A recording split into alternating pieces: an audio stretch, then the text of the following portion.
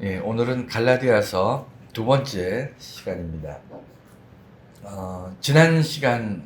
지난주 말씀 기억나십니까?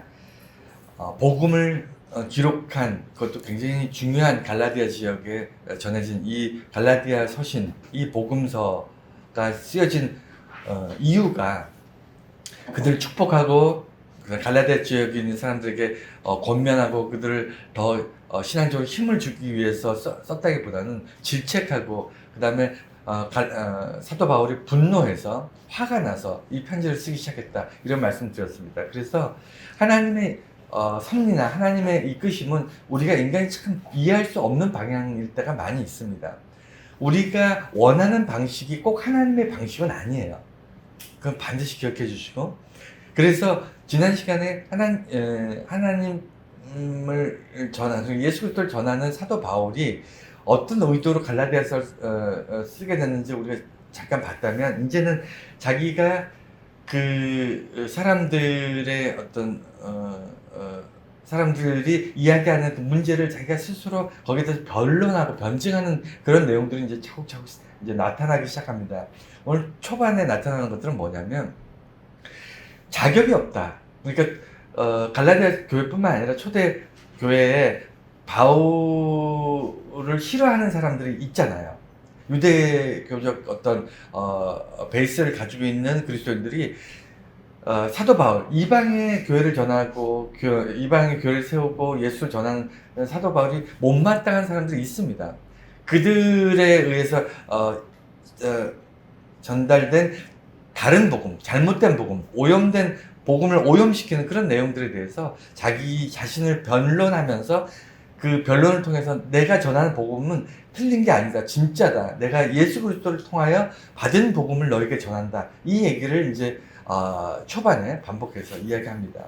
오늘 이 부분을 깊이 있게 들으면서 정말 우리 자신이 종교에 대한, 기독교에 대한, 믿음에 대한 생각들을 다시 한번 점검해보는 아주 뜻깊고 귀한 시간이 되시길 바랍니다. 먼저 제가 여러 번 설교 때마다 강조했습니다만, 종교라는 것에 대해서 좀 서론을 좀 살펴보고, 그 다음에 바울의 선택과 또 그의 삶, 선택과는 정반대의 삶을 살았던 바울의 삶, 그리고 이렇게 되기 위해서 결론적으로 이 바울의 선택이 아닌 하나님의 선택에 의한 그리스도인, 이 순서대로 우리가 말씀을 좀 이해를 하려고 해요. 그래서 첫 번째는요, 종교의 선택에 대해서 좀 보도록 하겠습니다. 먼저 종교는 선택하는 거예요. 종교는 예를 들어서 우리가 본능적으로 먹어야 되고, 뭐 잠을 자야 되고, 그 다음에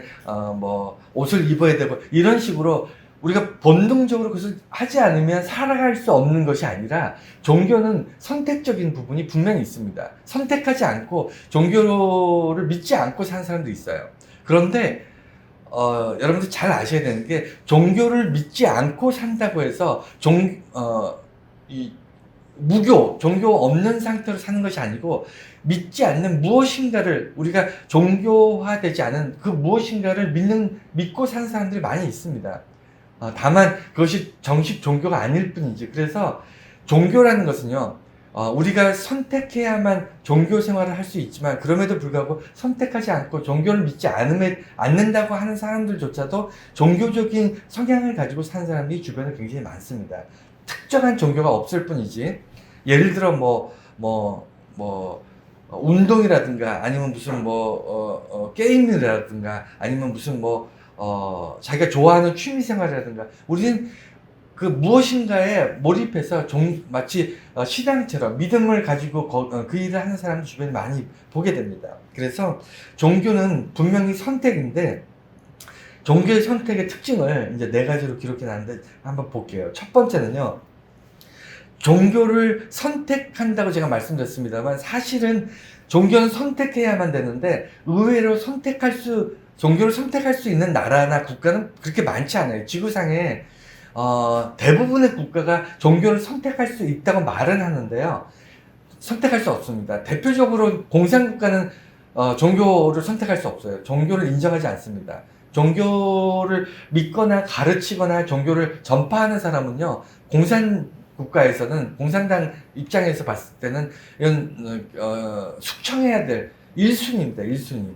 그래서 공산국가에서는 종교를 절대로 믿을 수 없고요. 또 다른 종교, 타 종교에서 그 국교로 정해놓고 그거 외에는 믿지 못할 뿐만 아니라 자기가 정해놓은 종교 외에 다른 종교를 믿으면 감옥에 가두거나 심지어는 그 자리에서 돌을 던져서 직결로 사람을 죽여버리는 그런 나라들도 지구상 굉장히 많습니다.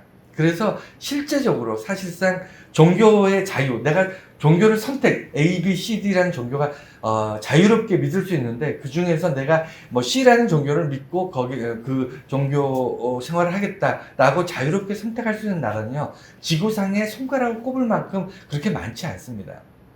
그만큼 종교를 믿을 수 있다는 것이 되게 엄청난 축복이라는 것을 우리가 기억해 주시길 바라고, 두 번째는 왜 그러면 종교를 선택할 수 있는 국가들이 드무냐면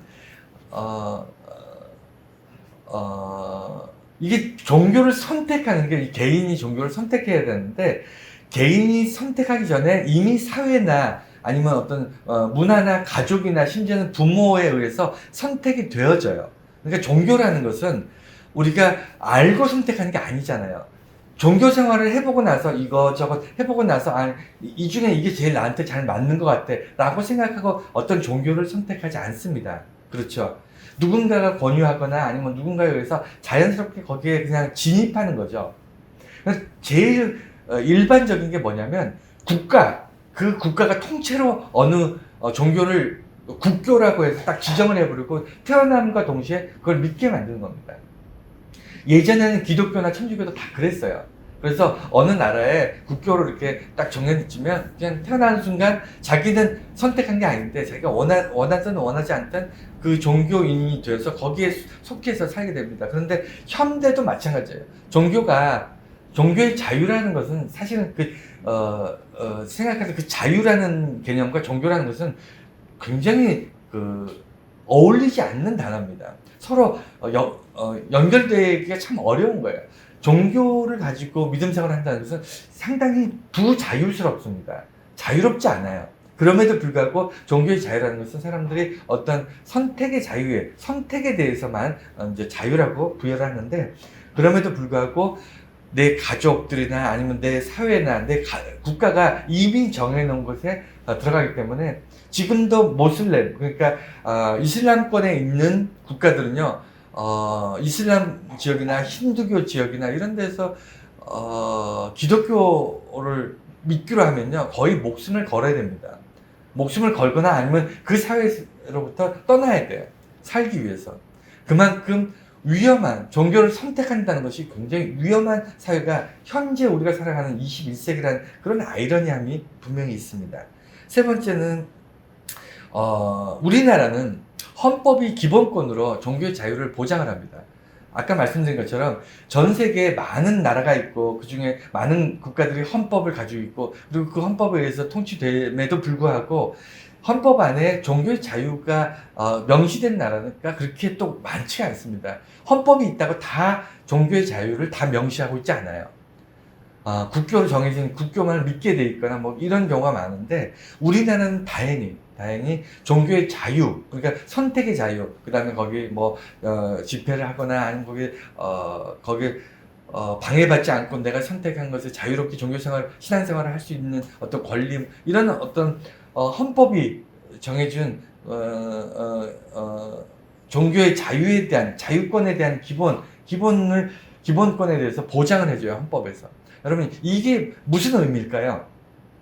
종교라는 것을 이야기할 때 왜 굳이 헌법에서, 우리가 헌법에 굉장히 많은 기본권들에 대해서 기록하고 있는데, 인간이 인간답게 살기 위해서 헌법이 그 법을 정하는 거잖아요. 그러니까 우리가 죄를 지었을 때 감옥에 갇힐 수도 있고, 반대로 피해를 당했을 때 이것을 나라에 청구도 할 수 있고, 여러 가지 인간이 살아가는데 이런 것들이 필요하다는 거예요. 그러니까 밥만 먹고 사는 게 인간이 아니다.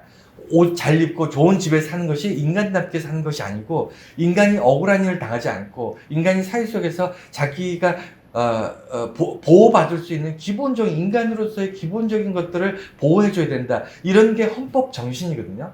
헌법에 기록되어 있는, 우리나라 헌법에는 그 기본권 안에 종교의 자유, 종교를 선택하고 그것을 누리고, 또 다른 사람이 타인의 종교에 대해서 비난하거나 아니면 제재하거나 이렇게 믿지 못하게 하거나, 이런 상대적인 어떤 종교에 대한 기록들에 대해서, 종교에 대한 어떤 행위에 대해서 방해할 수 없는 이런 것들을 보장해 주는 것이 헌법에 기록되어 있어요. 왜 그럴까요? 왜 헌법에 그렇게 기록했을까요? 예, 인간이 아까 말씀드린 것처럼 인간이 기본적으로 인간답게 사는 데는 종교 생활이라는 것이 반드시 필요하다고 본 겁니다. 여러분, 그러면 나는 종교를 안 믿으면 그만이잖아. 종교를 안 믿는 사람인데 종교의 자유, 나는 종교를 안 믿는 사람은 헌법에 기록된 그거 필요 없지 않느냐, 이렇게 생각할 수 있는데, 헌법에 기록된 종교의 자유 안에는 뭐도 있냐면 종교를 믿지 않을 자유도 있어요. 종교를 믿는 사람으로부터 어떤 강제적으로 어떤 종교에 대해서 억압된 그런 것으로부터 내가 보호받을 수 있는 겁니다. 예를 들어 그런 거예요.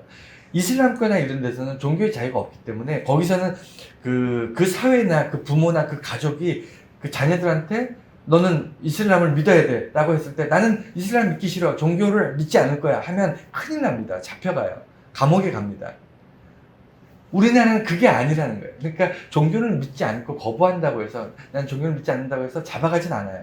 그렇지만 그 헌법에 종교의 자유라는 것이 기록된 이유는 알고 있어야죠. 이유는 뭐냐면, 인간이 기본적으로 종교를 선택할 권리와 그 다음에 종교를 누릴 권리와, 심지어는 종교를 믿지 않을 모든 권리, 선택의 모든 권리가 기본권이랄까, 인간답게 살기 위한 기본적인 권리라는 거예요.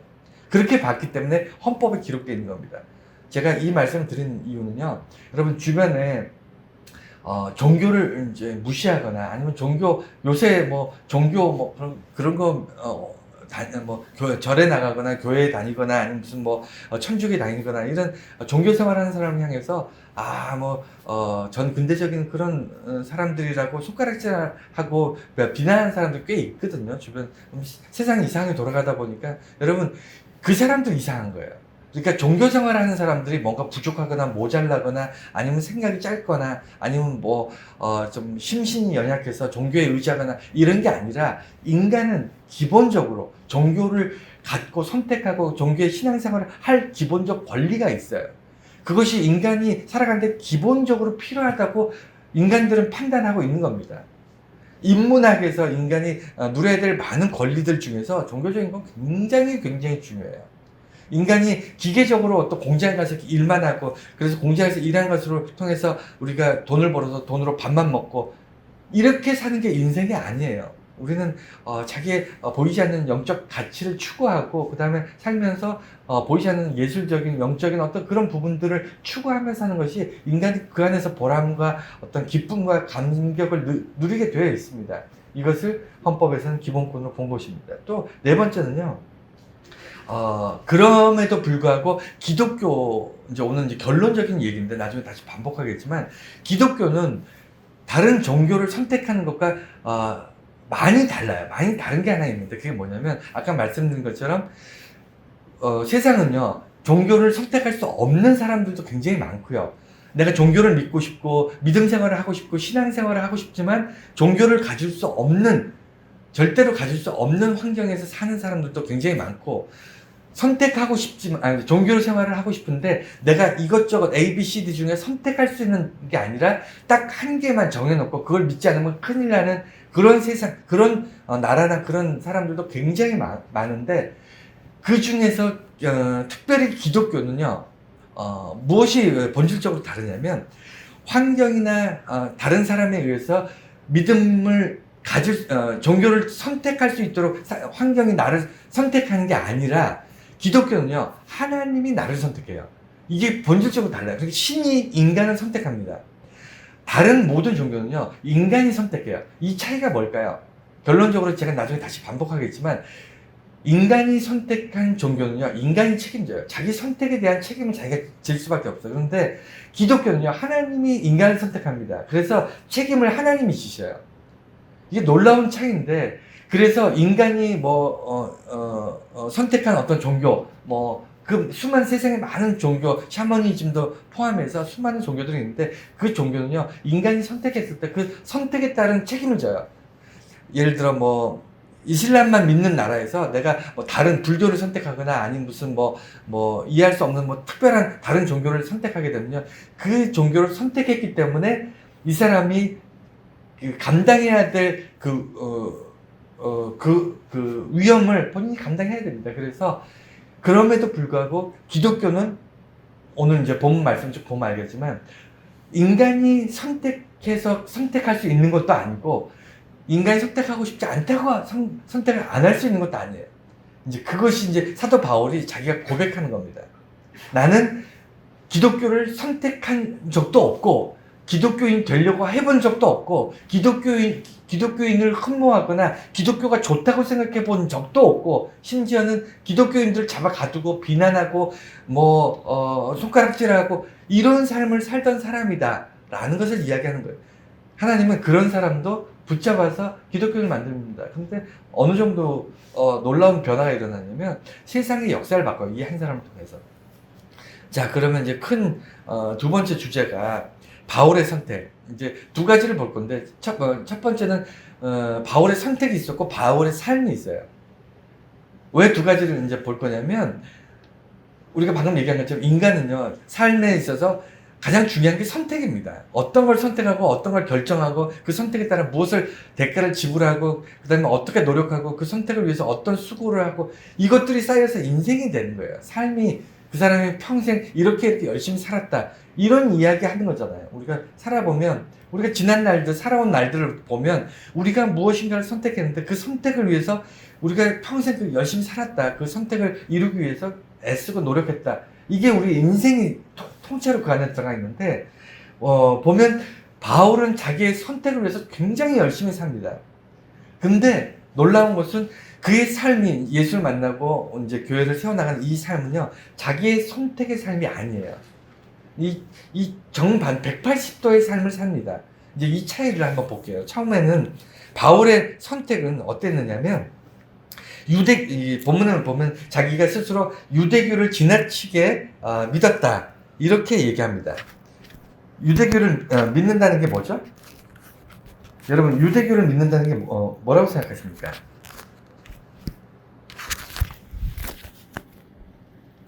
유대교를 믿는다는 게, 예, 유대교를 믿는다는 게 율법을 지킨다는 거예요.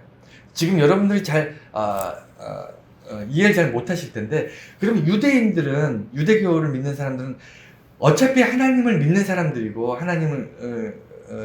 하나님께 예배하고 하나님 안에서 어떤 민족의 어떤 정통성을 찾는 굉장히 중요한 하나님의 나라가 아니겠느냐라고 생각하시겠지만 안타깝게도 반은 맞고 반은 틀린 게 뭐냐면 하나님을 믿는 하나님을 믿는 종교가요 유대교만 있는 게 아니에요. 기독교, 천주교, 유대교, 그 다음에 이슬람도 하나님 믿습니다. 여러분, 하나님에 대해서 다르게 믿는 거예요. 그러니까 온전하게 하나님을 믿는 것이 중요한데 그렇게 믿는 종교가 사실은 기독교밖에 없어요.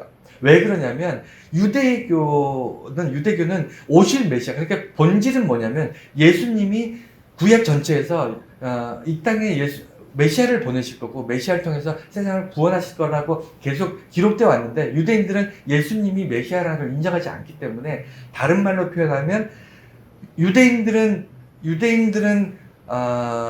신앙을 가지고 있음에도 불구하고 그들이 믿는 하나님은 잘못된 하나님을 믿고 있는 거예요.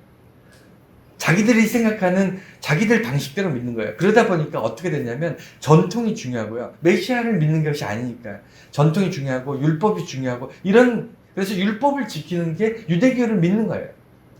여러분, 율법을 지키는 게 그렇게 녹록하지 않습니다. 600 몇 가지가 되고요. 실제적으로 세세하게 따지면요, 수천 개가 될 수도 있어요. 그래서 이들은 성경에 기록된 성경의 말씀을 믿는 게 아닙니다. 이들은 성경에 있는 유대인들은요 신약 성경을 한 번도 안 읽어본 사람 많아요. 구약 성경을 그렇게 달달 외우고 탈무드나 이런 것들을 날마다 공부하고 그다음에 외우고 그렇게 살면서도 신약 성경을 한 번도 안 보고 예수님에 대해서 전혀 인정하지 않는 사람들이 대부분입니다. 그래서 유대교를 지나치게 믿었다. 이 얘기는 뭐냐면 바울이 태어나서 예수님을 만나기 전까지 율법을 완벽하게 지켰다는 거예요. 여러분 율법을 완벽하게 지킨다는 게 어느 정도로 힘든 일이냐면요. 아침에 눈 떠서 밤에 잘 때까지 하루 종일 신앙적인 일만 해야 돼요. 기도를 몇 시간씩 해야 되고요. 그 다음에 금식해야 되고요. 그 다음에 성전에 나가서 토론하고, 그 다음에 뭐 토라라든가 아니면 뭐 이런 걸 계속 읽고 묵상해야 되고, 그래서 그리고 율법 수백 가지를 자기가 점검하면서 오늘 내가 본의 아니게 율법을 범하지 않았는가 자기를 돌아봐야 되고, 자기 스스로 완벽한 하루를 보냈다고 생각할 때 장자를 들고, 그리고 자기 이마에다가 말씀을 이렇게 써서 이렇게 갖다 붙여놓고 살아야 되고, 여러분 유대인으로서 열심히 산다는 건요, 여러분 상상을 초월하기 힘든 삶이에요. 그런데 바울이 뭐라고 얘기하냐면 지나치게 열심히 살았다. 여러분 일반적으로요 종교 생활을 하는 사람이 내가 종교 생활을 지나치게 했다 이렇게 얘기하는 사람 많지 않습니다. 저도 부끄럽지만 저도 종교 생활을 신앙 생활을 지나치게 열심히 했다라고 얘기하지 않아요. 근데 제가 살면서 딱 한 명 봤습니다. 딱 한 명 봤는데 이분이 예전에 지내던 교회에 집사님인데 나이가 이제 지긋하신 분이셨어요. 여자 집사님이셨는데 이분이 나는 신앙생활을 좀 지나치게 한다 이렇게 얘기하세요. 근데 어째서 그렇게 생각하십니까? 한번 물어봤었는데 이분이 헌금도 굉장히 많이 하시고요. 그 다음에 교회 봉사하는 것도 굉장히 많이 하는데 제일 많이 하는 게 뭐냐면 기도예요. 하루에 4시간을 해요. 하루에 4시간을 기도를 합니다. 4시간을 안 하면 잠을 안 자요. 그런데 여러분 기도 10분만 하면 할 말 없죠. 여러분 그렇지 않나요? 여러분 10분 넘기는 기도를 시작해서 10분 넘기기 쉽지 않습니다. 30분 기도하는 거 대단한 훈련, 엄청나게 훈련해야 30분 넘길 수 있는데 매일같이 하루에 4시간, 5시간을 기도를 해요. 매일같이. 여러분 한번 상상을 해보세요.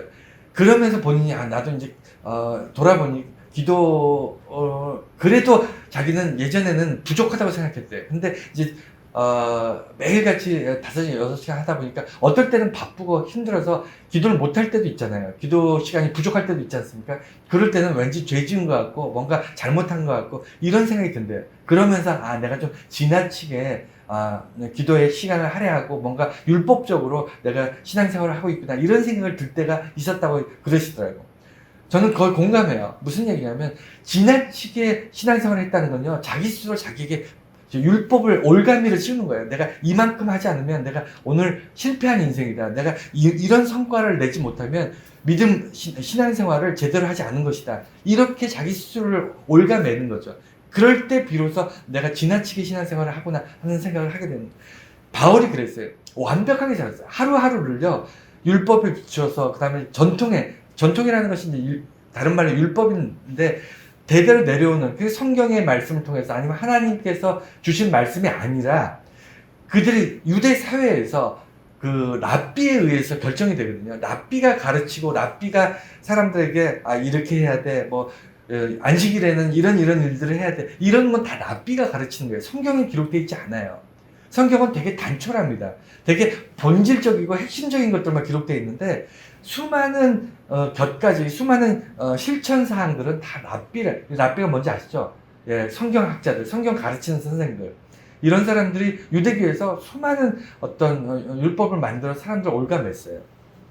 그래서 자기 스스로 볼 때 유대교를 지나치게 했다. 그래서 바울은요 평생 공부만 했어요. 성경 공부만 했고요. 평생 율법을 지키면서 하나도 어긋나지 않게 살았어요. 그 정도 되니까 자기를 봐도 그리고 자기 연갑자 그러니까 자기보다 나이가 많고 평생은 정말 훌륭하게 살았다는 주변에 정말 유대인으로서 훌륭하게 살았어요. 여러분 기독교인으로 훌륭하게 사는 거하고요 유대교의 유대인으로 훌륭하게 사는 건요 이 본질이 다릅니다. 여러분 나중에 기회가 되면 제가 좀 더 자세하게 설명하겠지만 이 사람들은요 정말 해도 너무할 만큼 심하게 살아요. 유대인들은 하여간 그래서 보여지는 삶, 내가 사람들 앞에 흠이 잡히지 않는 삶, 이게 유대교의 가장 핵심이에요. 사람들 앞에서 존경받을 만한 삶, 사람들 앞에서, 왜냐하면 사람들한테 나같이 살아라 라고 얘기해야 되고, 나같이 살지 않는 사람을 향해서 돌을 던질 수 있는 사람이 되려면요, 사람들 앞에 흠이 잡히면 안 돼요. 그래서 유대교에서 중요한 것은요, 그 안에 믿음이 어떠냐, 그 사람이 하나님에 대한 사랑이 얼마나 깊으냐, 이렇게 보이지 않는 건 중요하지 않아요. 보이지 않는 건 중요하지 않고, 뭐가 중요하냐면 사람들한테 보여지는 것이 중요한 겁니다. 그래서 바울은요, 사람들 앞에 흠이 없었대요. 자기가 봐도 자기는 완벽하게 살았다고 생각했던 사람입니다. 두 번째는 조상의 전통에 대해서 열심히, 그러니까 자기가 자기 종교에 열심인 걸 선택했다면, 또 하나는 뭐냐면 전통에 열심이었어요. 전통이라는 게 뭐죠? 전통은 사람이 만들어가는 거예요. 근데 그 전통이 어떻게 만들어지냐면 하나님의 말씀을 근거로 하는 것이 아니고요, 종교 생활을 해봤던 앞에 종교 생활을 해봤던 그 선배들, 신앙의 선배들의 어떤 충고나 신앙의 선배들의 이야기들을 자기들이 배워서 똑같이 따라하겠다, 이게 전통이거든요. 근데 신앙의 전통, 종교적 전통은 어떤 단점이 있냐면, 그것이 하나님의 의도라고 명확하게 얘기할 수 없어요. 어떤 사람이 자기가 하나님께서는 사람들이 찬물을 마시길 원한다, 이렇게 얘기하면 그 밑에 후배 사람들은 하나님은 사람들이 찬물을 먹기를 원하시는구나, 이렇게 그냥 아무 비판 없이 받아들일 수밖에 없어요. 왜냐하면 근거를 찾을 수가 없으니까, 근거가 없으니까. 하나님이 사람이 뜨거운 물을 먹든 찬물을 먹든 무슨 상관이 있겠습니까? 그렇지 않나요? 여러분 그렇게 생각 안 하세요?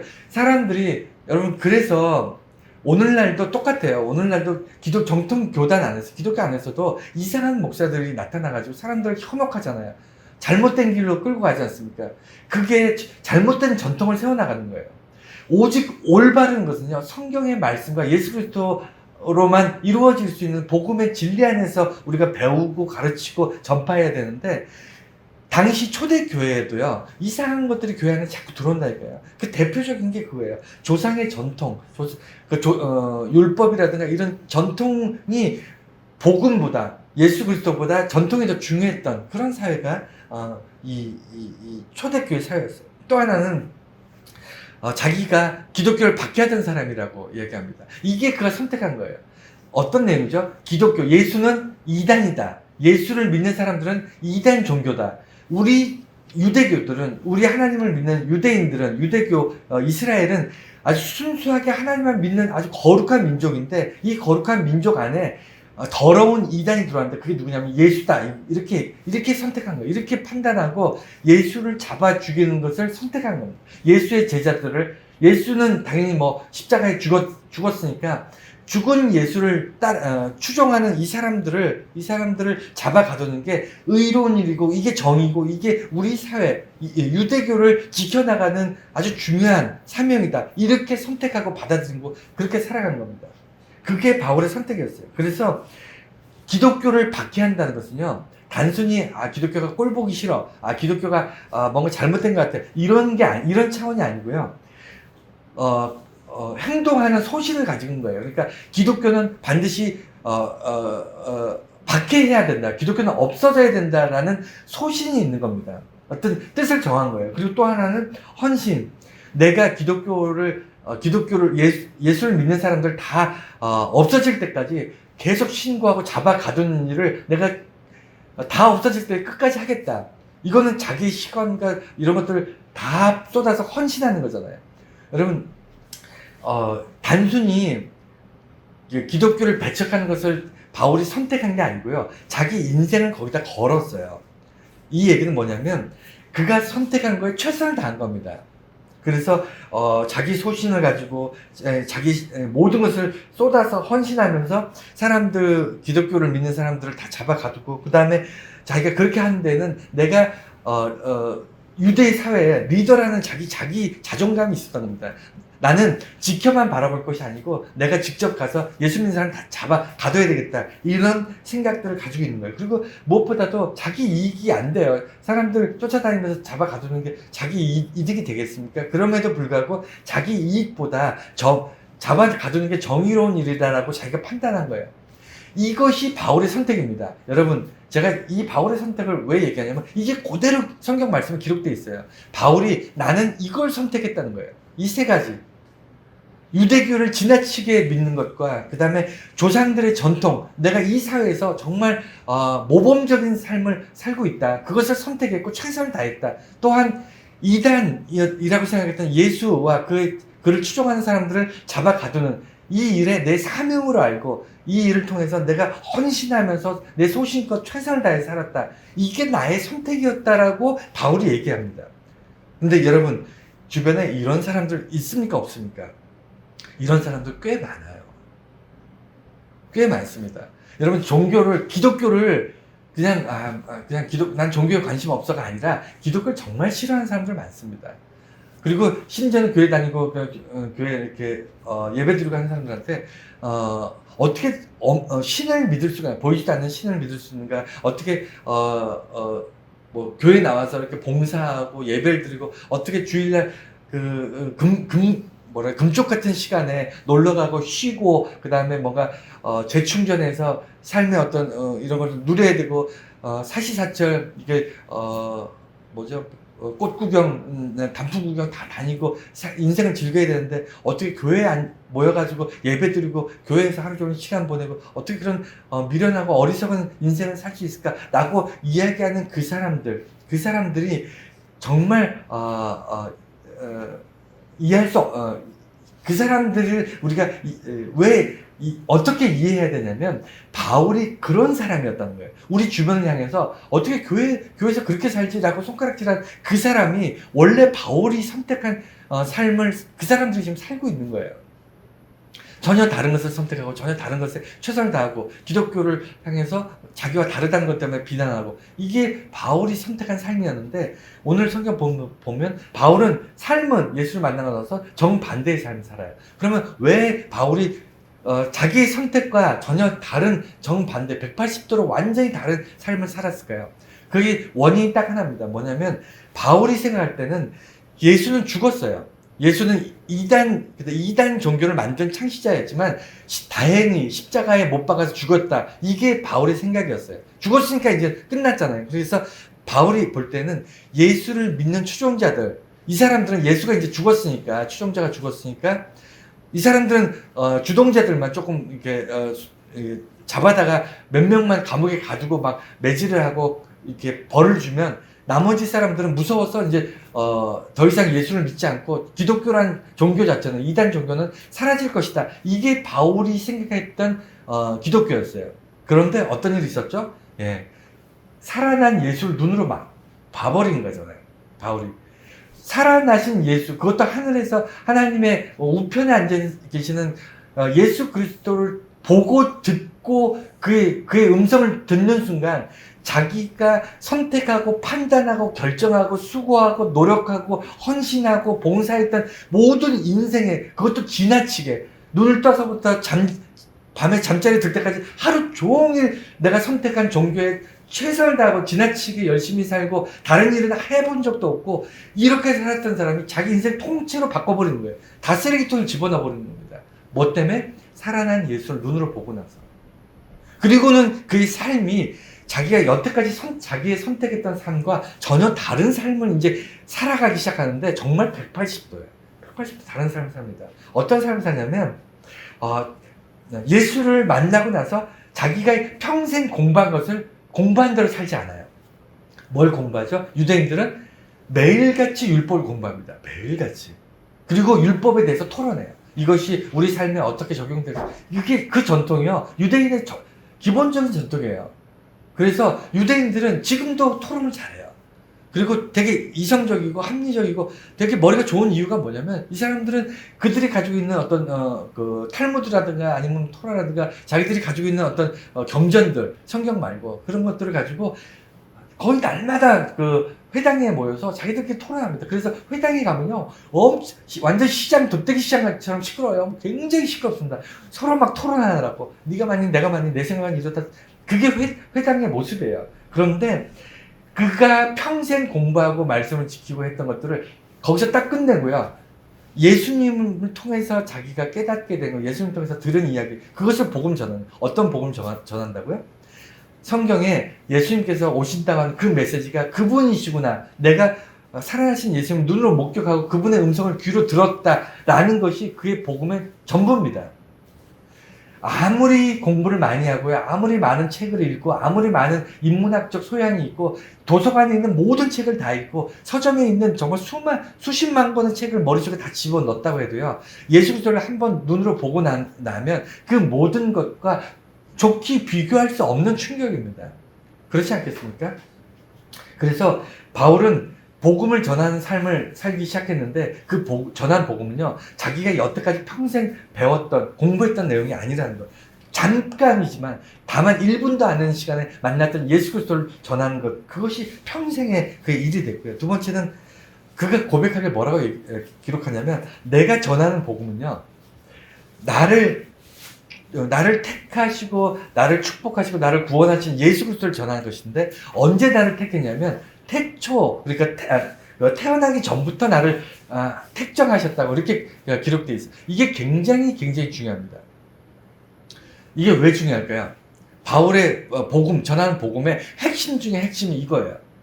내가 태어나기 전부터 하나님께서는 예수 그리스도 안에서 나를 택정하셨다. 나를 정하셨다는, 구원하기로 정하셨다는 거예요. 이게 왜 중요할까요? 이 기록이 있기 이전에는요, 단 한 번도 내가 태어나기 전부터 하나님께서 나를 택하고 정하셨다는 말이 개념 자체가 없었어요. 개념 자체가. 왜 그랬을까요?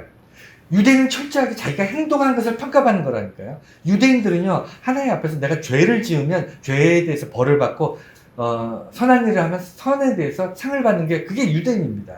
유대교예요. 그런데 태어나기 전에는 우리가 한 게 없잖아요.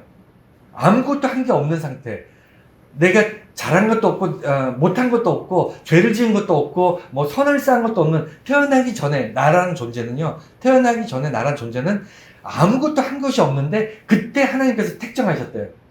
그러면 유대인들의 생각에는 기본적으로 인간이 하나님 앞에서 율법을 잘 지키고 하나님 앞에서 상 받을 만한 짓을 하고 그 다음에 죄를 짓지 않고 이랬을 때 복을 받고 구원을 받고 축복을 받고, 이게 유대인들의 기본적인 생각이고 우리 일반적인 생각이잖아요. 그런데 바울이요, 뭐라고 얘기하냐면 태어나기 전에 나를 택하셨대요. 하나님 뭘 보고 나를 구원하셨죠? 뭘 보고 여러분이 구원하시는 거 엄청난 축복인데, 뭘 보고, 태어나기도 전에 아무것도 없는 나에게 뭘 보고 하나님께서 축복하신 걸까요? 그래서 은혜라는 거예요. 이게 그래서 기독교에서 굉장히 중요한 거예요. 그 세상에 어떤 종교도요, 태어나기 전에 그 사람을 구원하기로, 축복하기로 정해진 종교는요, 세상에 없어요. 기독교만 그것이 있어요. 왜 그럴까요? 바울이 자기가 고백하는 거예요. 내가 태어나서 오늘날까지, 예수를 만나기 전까지 다 잘못 살았고, 심지어는 예수를 믿는 사람을 잡아 가두는 그런 잘못된 선택과 잘못된 열심과 잘못된 가치관으로 평생을 열심히 살았는데, 예수님께서 예수를 비난한 나를 선택하시고 무작정 구원하셨거든요. 그럼 무슨 근거로 나를 구원하셨지? 내가 태어나기 전부터 구원하기로 작정하셨기 때문에 그때 나를 구원하셨구나 라는 것을 바울이 깨달은 겁니다. 그래서 기독교는요, 굉장히 달라요. 세상의 종교, 사람이 선택할 수 있는 종교와 기독교의 종교는 굉장히 다릅니다. 아주 본질적으로 인간이 하나님을 선택해서 하나님을 믿을 수 있는 게 아니라는 거예요. 우리가 태어나기 전부터 하나님께서 나를 선택했는데, 뭘로 선택했냐면 오직 은혜로. 왜? 내가 하나님 앞에 선택받을, 축복받을, 구원받을 아무것도 한 게 없는, 정말 이 세상에 태어나기도 전 그 존재, 있으나 없고 없으나 있는 그런 존재인 나를 하나님께서 구원하기로 택정하신 거예요. 그리고 부르심이 은혜다. 이 바울은 은혜로 나를 부르셨다, 이렇게 성경에 기록되어 있는데, 사실 엄밀히 따르면요, 은혜로 나를 부르신 것이 아니고 부르신 자체가 은혜예요. 아까 말씀드린 것처럼 내가 예수를 믿는 것은요, 나의 선택인 것 같고 내가 교회를 나와서 예수를 믿고 기도하고 이렇게 사는 것 같지만 그렇지 않다는 거예요. 그렇지 않고요. 나를 부르셨다는 거예요. 내가 교회 나온 것은 하나님께서 나를 부르신 거고 그 부르심은요. 내가 평상시 교회에 대한 어떤 생각을 가지고 있느냐가 아니고 내가 평상시 얼마나 선하게 살았느냐 내가 얼마나 좋은 일을 많이 했느냐가 아니고 내가 어떠한 삶을 살았든 간에 심지어는 교회를 욕하고 예수를 비난하고 내가 교회를 향해서 돌을 던지는 그런 사람일지라도 하나님께서는 은혜로 뭐죠? 내가 태어나기 전에 내가 택정하시고 나를 복을 주셨다는 거예요. 그래서 그렇게 부르셨다는 거예요. 그 부르심 자체가 은혜다라는 것을 기억해 주시고 사명에 대한 확신. 그러니까 그러고 나서 바울이 복음 전하는데 나는 이방의 복음을 전하려고 부르심을 받았다 이렇게 얘기합니다. 그러니까 유대인들 예수를 알고 예수의 십자가를 지켜보고 그 다음에 예수와 함께 예수의 기적을 바라보고 했던 모든 사람들 그리고 심지어는 예수가 부활한 것을 눈으로 목격했던 사람들은 다 유대 안에 있던 사람들이고요. 유대 지역 안에 있던 사람들이고 그 외에 있던 사람들은 예수를 만난 적도 예수를 들은 적도 예수의 기적을 본 적도 없고 심지어는 부활하신 예수를 본 적도 없어요. 그러면 이방인들에게 예수를 전할 수 있는 방법은 뭘까요? 딱 하나밖에 없어요. 뭐죠? 믿음밖에 없는 거예요. 믿음. 본 적이 없는데, 들은 적도 없고, 그러니까 유대인들은 봤어요. 예수를 봤고, 예수의 음성을 들었고, 예수가 부활한 거, 십자가에 죽었는데, 부활한 것까지 다 봤어요. 그러니 말이 필요 없죠. 거기 설명이 필요 없습니다. 거기에 대해서 부활한 예수를 우리가 전해야 됩니다. 이런 얘기 할 필요가 없죠. 왜냐면 부활한 예수를 봤으니까. 그런데 이방인들은 아무것도 본 게 없어. 아무것도 아는 게 없어. 완전히 백지 상태예요. 그들을 위해서 보냄을 받은 것이 바울이다. 이렇게 얘기하는 겁니다. 그렇기 때문에 유대의 사도들이나 유대의 그 목격자들, 부활을 목격했던 사람들과 그들에게 다가가서 그들에게 뭔가를 지식을 전수받아서 그 이방인들에게 전하는 그런 사람이 아니라 자기는 처음부터 예수님께서 자기를 부르실 때 이방을 위해서 예수를 전혀 보지 못했고 알지 못하는 사람들을 전하기 위해서 그들에게 복음 전하기 위해서 바울을 선택했다 이렇게 고백하는 거예요. 그리고 그걸 자기 사명으로 알고 죽을 때까지 그렇게 이방을 위해서 복음 전합니다. 그리고 그렇기 때문에 유대 지역에 있던 사도들을 만나지 않아요. 핵심 뭐죠? 내가 배운 대로 살았더니 자기가 예수 만나기 전에 배운 것에 충실해서 배운 것에 의해서 살았더니 배운 것이 틀릴 수 있다. 배워서 전하는 것은 본질이 아닐 수 있다라고 생각합니다. 그래서 사도들에게 가서 예수에 대해서 배우고 싶은 생각이 왜 없겠어요? 왜냐하면 사도들은 3년 동안 예수와 함께 먹고 자고 했잖아요. 그럼 얼마나 많은 것들을 예수님에 대해서 알고 있겠습니까? 하지만 바울이 사도들에게 가서 예수님은 어떤 분이셨어요? 하고 묻지 않습니다. 그리고 그들로부터 예수님에 대해서 내가 무엇을 전해야 됩니까? 하고 배우지 않아요. 그럼 뭘 배웠죠? 그가 사막에 가서 묵상하고 예수님의 음성을 듣고 예수님과 소통하고 교통하면서 그가 이방의 전 세계를 향해서 품으신 예수 그리스도의 그 복음에 대한 진리에 대한 열정을 다이렉트로 예수님께 공급받는 거예요. 그것이 그가 오늘 본문에 고백한 겁니다. 내가 사도들에게 배운 것이 아니고 예수님께 배웠다. 그 예수님께 배운 것을 내가 세상에 전하는 것이다. 이렇게 얘기하는 겁니다. 그러니까 이 두 가지 바울의 선택 이거 대단한 선택이었고 대단한 열심이었고 거의 완벽한 선택에 따라서 정말 최선을 다해서 열심히 살았어요. 그런데 실패했습니다. 자기의 선택은 자기가 책임져야 되는데 실패했어요. 왜 실패했죠? 예수님을 만나고 나서 그 전의 삶을 다 버렸기 때문에. 그거 실패한 거잖아요.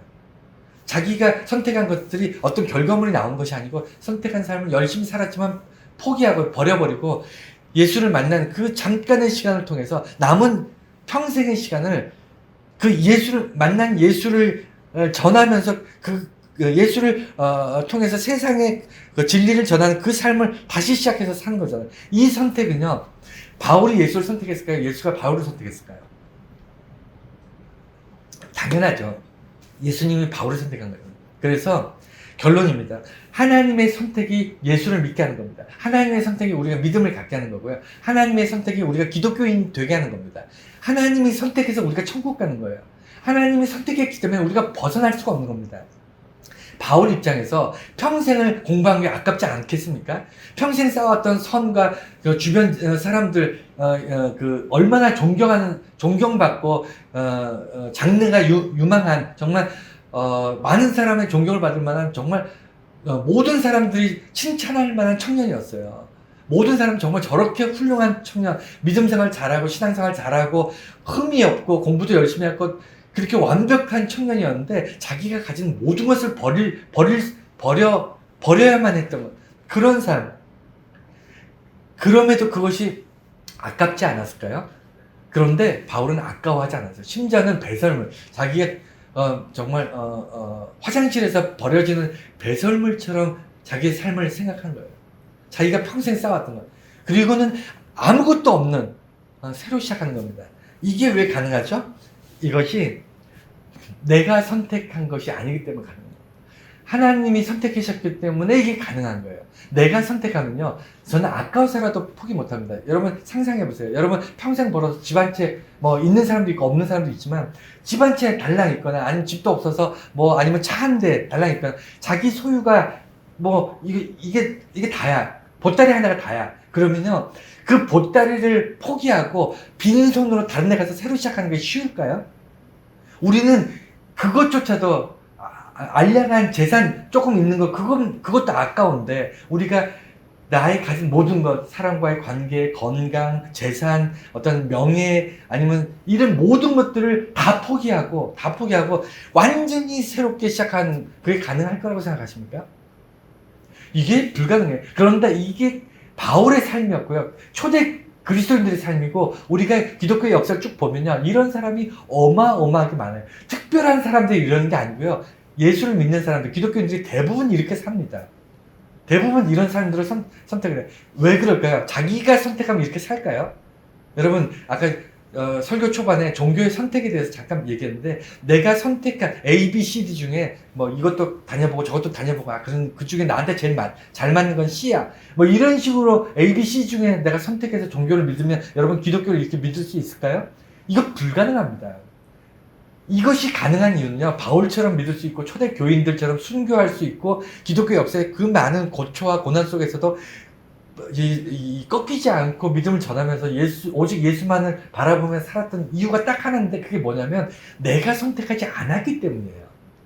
역설적으로 아이러니하게도요, 기독교는 내가 선택하지 않았기 때문에 무너지지 않습니다. 내가 선택하지 않았기 때문에 끊어지지 않고요. 내가 선택하지 않았기 때문에 기독교는 변질되지 않아요. 내가 선택하지 않았기 때문에 내가 포기할 수 없어요. 내가 선택하지 않았기 때문에 내가 책임지지 않습니다. 그래서 내가 선택하지 않았기 때문에 하나님께서 선택했기 때문에 이 기독교가 다른 건데, 첫 번째, 하나님 그러면 우리를 어떤 기준으로 선택하시냐면 첫 번째는요, 자리를 따지지 않아요. 그러니까 자격, 뭐냐면 우리가 세상에 살면서 무엇인가를 속할 때 교회 나온 사람들 자격을 묻지 않죠. 우리가 세상의 모든 조직 안에 뭐 학교, 여러분 대학교를 갈 때 대학교 총장한테 찾아가서 대학교 총장한테 찾아서 내가 모든 분야에 있어서 이 학교에 들어올 만한 충분한 정말 소양이 되고 내 성품이 훌륭하고 그 다음에 내가 이 학교에 정말 딱 맞는 인재고 그리고 이 학교를 내가 오랫동안 참 들어오는 것이 합당하다고 내가 생각했습니다. 총장님, 내가 이 학교 잘 맞는 것 같으니까 입학을 시켜 주십시오 라고 얘기하면 총장님이 그렇습니까? 그럼 입학하세요. 여러분 이런 거 보셨나요? 말도 안 되잖아요. 그렇게 얘기해도 총장은 뭐라 그러죠? 시험 보셨습니까? 입학 시험 보셨나요? 합격하셨습니까? 등록금 내셨나요? 이게 다 자격이거든요. 자격이 안 되면 아무리 내가 정말 그 학교를 좋게 생각하고 내가 정말 성격상 잘 맞고 내가 성품이 훌륭하고 다 필요 없어요. 인간이 살아가는 모든 세상은요, 자격 조건이 맞아야만 진입을 할 수 있습니다. 그렇지 않나요? 우리가 속한 모든 조직, 그것이 뭐 심지어는 취미 생활을 하는 그런 동호회 집단이라고 할지라도 동호회에 소속되는 것도요, 동호회에 맞는 최소한의 자격 조건이 돼야 됩니다. 그런데 기독교는요, 자격 조건이 없어요. 교회 들어오는데 자격 따지지 않잖아요. 여러분 기독교 교회 입장할 때 여러분 누가 처음 들어오면 당신은 이런 자격이 있습니까? 라고 묻지 않지 않습니까? 하나님께서 우리를 선택한 조건도 똑같아요.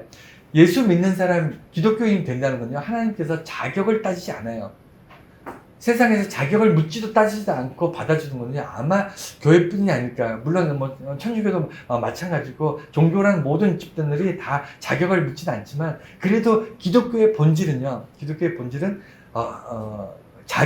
자격과 상관없이 믿게 받아준다는 거고요.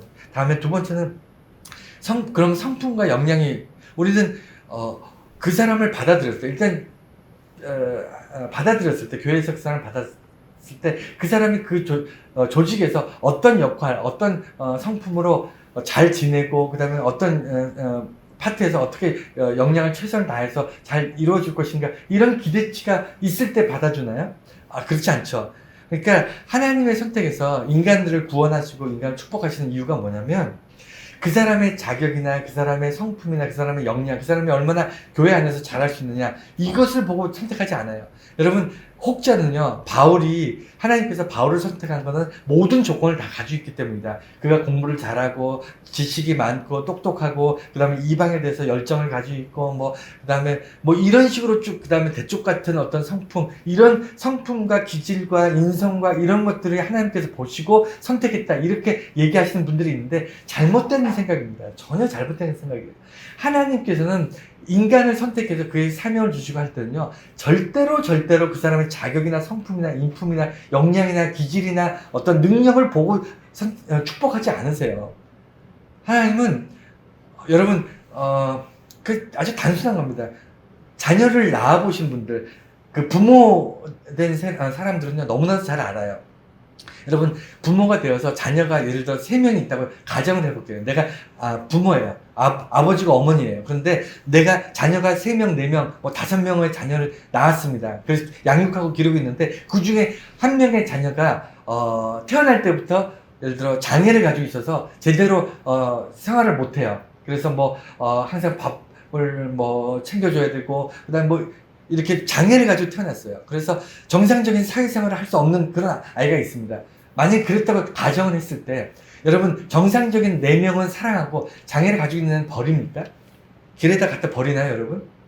자격이 없기 때문에, 인성이 안 되기 때문에, 역량이 부족하니까, 모자라니까, 능력이 안 되니까, 앞으로 살아가면서 나한테 짐이 되니까 갖다 버립니까? 여러분, 부모가 그렇게 하는 부모 있을까요? 물론 요새는 정말 험해서 이상한 부모들이 많지만, 어쨌든 일반적인 상식선에서 그건 말이 안 되잖아요. 하나님께서는 우리를 자녀 삼으신 존재로서 우리를 구원하시기 때문에, 우리가 자격이 안 되고, 그 다음에 역량이 부족하고 모질라고, 그 다음에 사회적으로 정말 힘들고 어려운 상황이 있다고 해서 우리를 포기하지 않아요, 하나님께서는. 그래서 하나님의 선택은, 하나님께서 우리를 선택하는 것은요, 우리가 뛰어나기 때문에, 아니면 우리가 자격이 이렇게 다 갖췄기 때문에 선택하지 않기 때문에, 인간이 하나님을 선택하는 것이 아니라 하나님이 인간을 선택하기 때문에 세상의 모든 인간들이 선택받을 수 있는 거예요. 만약에 인간이 하나님을 선택한다 그러면, 이 종교생활을 하는 것을 부담스러워하고 종교생활을 하는 것이 싫은 사람은요, 하나님 선택하지 않겠죠. 그러면 인간들은 구원받을 수 없게 됩니다. 왜냐면 하나님 선택 안 하면 구원 못 받으니까, 대부분의 사람들이 종교생활 힘들고 어렵고 피곤하니까 하나님 선택하지 않겠어, 교회 다니지 않겠어, 나는 기독교를 믿지 않겠어. 그렇게 되면 대부분의 사람들이 구원받지 못하겠죠. 그리고 인간이 선택하지 않고 하나님이 선택했기 때문에, 그렇기 때문에 좀 모질라거나, 아니면 특이하거나, 아니면 종교생활을 할 만한 영향이 안 된 사람들도 하나님이 다 건지시는 거예요. 다 구원하시. 그래서 세상에서 구원받지 못할 만한 사람이 아무도 없는 거예요. 왜? 하나님이 선택하기 때문에. 인간이 선택하면 하나님을 선택할 사람이 거의 없지만, 하나님이 선택하시기 때문에 세상에는 선택받지 못할 인간이 한 명도 없는 겁니다. 이해가 되셨죠? 그래서 하나님의 선택이 기독교의 기본이고, 결론적으로 인간의 선택과 하나님의 선택은 마지막이 다릅니다. 인간의 선택은요, 자기가 책임지는 거고 자기가 선택한 거기 때문에 중간에 바꿀 수 있어요. 중간에 포기할 수 있습니다. 인간이 선택한 건요, 상황이나 환경이나 여건에 따라서 바뀔 수 있어요. 변질될 수 있습니다. 사람이 한 번 선택한 걸 평생 붙잡고 간다? 이런 사람 많지 않습니다. 자기의 선택은요, 상황이나 여건에 따라서 변질될 수 있고, 그 일정 부분에 대한 책임만 지면 돼요. 하지만 반대로 하나님의 선택은요, 무한합니다. 영원합니다. 하나님의 선택은요, 절대로 포기하는 법이 없습니다. 그렇지 않겠습니까? 그래서 기독교가 축복의 종교고요. 은혜의 종교고요. 은혜라는 것은 그거잖아요. 내가 갚을 수 없는 게 은혜입니다. 하나님이 내가 태어나기 전부터 아무것도 할 수 없는, 아무것도 해놓은 것이 없는, 아무 가치가 없는 나의 존재를 세상에서 가장 소중한 존재로 구원받으시고 자기의 독생자 예수 그리스도를 십자가에 죽으시기까지 구원하실 만한 그 가치 있는 존재로 보시고 그를 축복하시고 구원하셨던 그 예수님, 그 하나님의 그 선택이 오늘날 나로, 여러분들로 정말 하나님의 자녀가 되고 영원한 생명을 갖게 하시는 그런 놀라운 은혜로 이어지게 만드시는 거예요. 그것을 사도 바울이 세상에 전하는 겁니다. 오늘 본문은 이 이야기를 변론하는 거예요. 갈라디아 교회 사람들한테 내가 받은 복음이 이것이고 내가 이래 해서 너희들에게 복음의 핵심 예수 그리스도만을 전하는 것이다. 내가 들은 거 배운 거 가지고 내가 너희들한테 나 자랑하려고 하는 것이 배운 것이 아니다. 나는 예수를 만난 이후로 모든 것이 바뀐 사람이다. 이렇게 고백하면서 복음을 변증하고 있는 겁니다. 여러분 삶도 다르지 않을 거라고 생각해요. 저의 삶도 다르지 않습니다. 예수 믿는 사람은요, 어떻게 설명할 수가 없어요. 왜냐하면 내가 선택한 거는 이유가 있잖아요. 내가 이래 해서 선택했습니다 라고 얘기할 수 있지만 하나님이 나를 선택한 건 우리가 이유를 모르잖아요. 하나님이 왜 나를 선택하셨지? 하나님이 왜 하필 나일까? 하나님께서 왜 하고 많은 사람들이 나를 선택해서 나를 구원하시고 나를 부르셨을까? 라는 것은 하나님만이 아시는 거 아닙니까? 그래서 오늘날 우리가 이런 믿음 안에서 하나님을 믿고 살아가는 그런 기독교에 속해 있는 그런 사람들이다. 이것을 기억하시면서 내가 가지고 있는 복음이 이런 것이다. 한번 되돌아볼 수 있는 귀한 시간 되시기를 바랍니다.